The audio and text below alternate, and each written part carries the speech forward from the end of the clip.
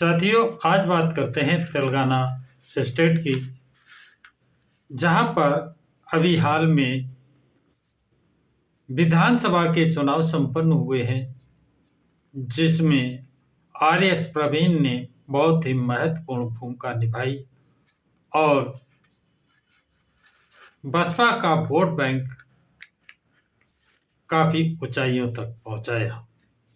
यद्यपि सीट कोई जीत नहीं पाए। जब सीट नहीं जीत पाए तो लोगों ने एक अफवाह फैलाई, र्यूमर फैलाई कि आर.एस. प्रवीण बसपा छोड़कर जा रहे हैं। लेकिन उन लोगों को नहीं मालूम कि आर.एस. प्रवीण एक मिशनरी कार्यकर्ता है। जब नौकरी करते थे तब भी उनका एक मिशन था और नौकरी छोड़ी सिर्फ मिशन का काम करने के लिए। वो आदमी हार से परेशान होकर कैसे जा सकता है?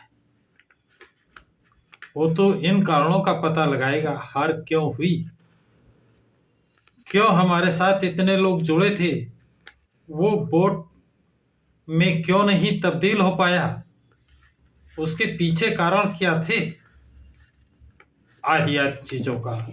तो आज इन्हीं बातों पर बात करते हैं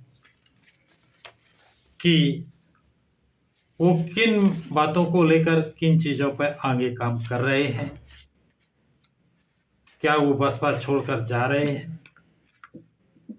तो पहले आप सबको मैं बता दूं कि आर.एस. प्रवीण बसपा न छोड़ रहे हैं, न छोड़कर जाएंगे, क्योंकि उन्होंने मनोहर काशीराम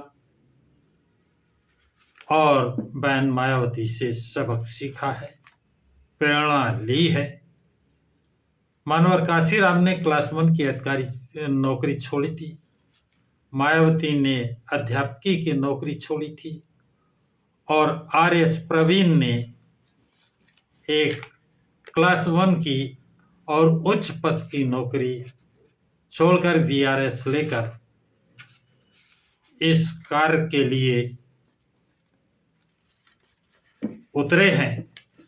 उस कार्य से मुंह छिपा करके कैसे जा सकते हैं?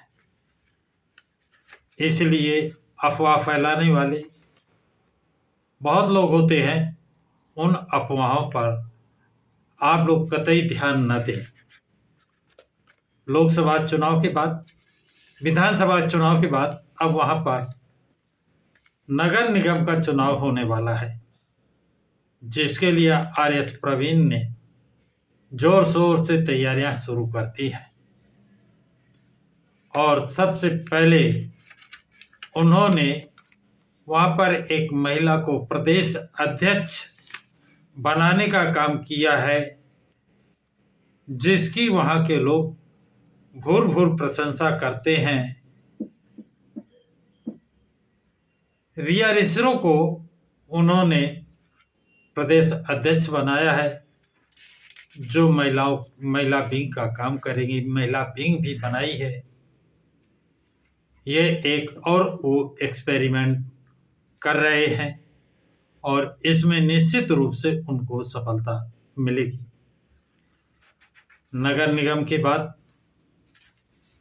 तेलंगाना में 17 लोकसभा की सीटें हैं, उसकी भी वो तैयारी कर रहे हैं।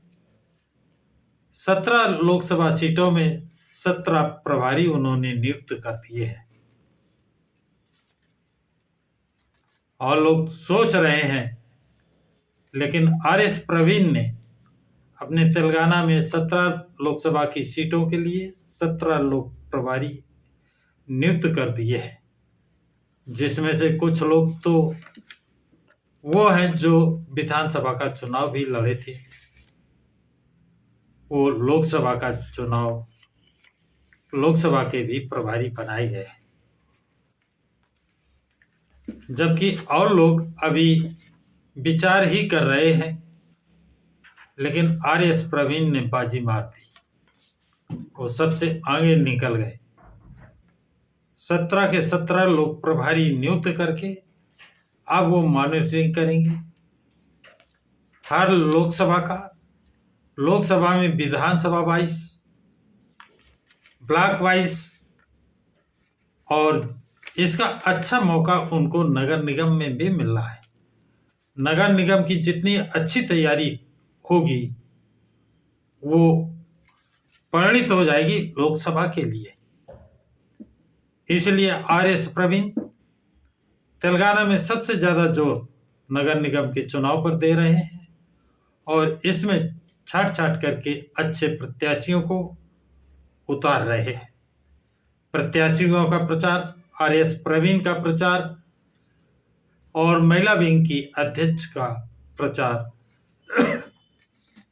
तो प्रचार में आर.एस. प्रवीण कोई कमी नहीं रखते हैं।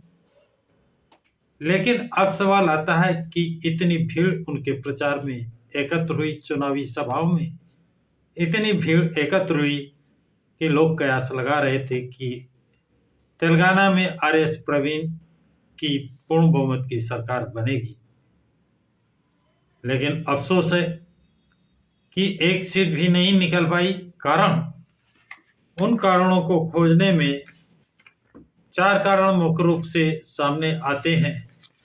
पहला कि लोगों ने वोट नहीं दिया, इनकी सभाओं में तो आए लेकिन वोट नहीं दिया, वोटिंग नहीं की। दूसरा कारण यह आता है लोग वोट डालने नहीं जा पाए, उनको जाने नहीं दिया गया, उनको रोक दिया गया, डरा कर धमका कर उनको घरों से नहीं निकलने दिया गया। तीसरा कारण हो सकता है कि लोगों को रुपए, पैसा, धन मुहैया करा दी गई हो कि आप आर.एस. प्रवीण को वोट न देकर फला को वोट दें।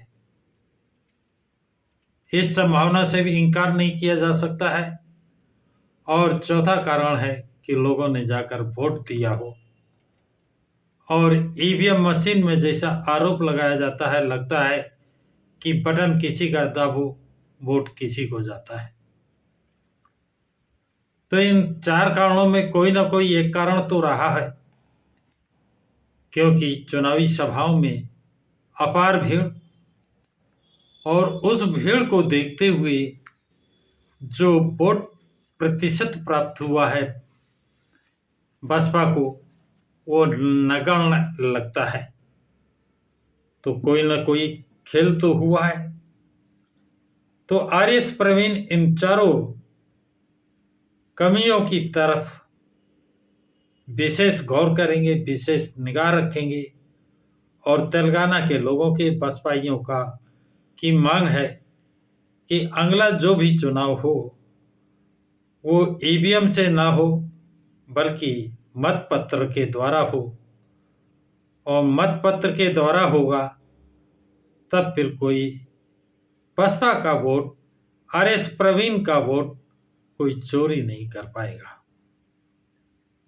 और जब वोट चोरी नहीं होगा तो निश्चित रूप से दावे के साथ मैं कह सकता हूं कि आर.एस. प्रवीण की पार्टी की, आर.एस. प्रवीण के उम्मीदवारों की जीत 100% होगी। तो साथियों, देखते रहिए प्रकाश की राह चैनल को। ये जानकारी आप लोगों को कैसी लगी कमेंट्स बॉक्स में जरूर लिखें। जो कमियां नजर आए उनको कमेंट्स बॉक्स में जरूर लिखें, जिससे उन कमियों को सुधार किया जा सके। तथा इस वीडियो को अधिक से अधिक लाइक, शेयर, सब्सक्राइब जरूर करें। सभी साथियों को जय भीम, नमो बुद्धाय, जय संविधान।